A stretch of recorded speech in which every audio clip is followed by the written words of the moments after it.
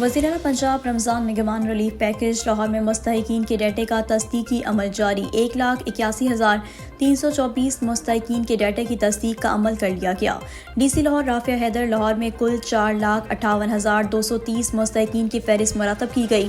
تمام assistant commissioner اپنی ٹیموں کے ہمراہ گھر گھر جا کر ڈیٹے کی تصدیق کر رہے ہیں۔ مستحقین کے گھروں میں جا کر ان کے قومی شناختی کارڈ کا موازنہ، گھر کا پتہ تصدیق کیا جا رہا ہے۔ عمل کا مقصد مستحقین کو گھر کی دہلیز پر بوقت رمضان نگہبان ریلیف پیکیج پہنچانا ہے۔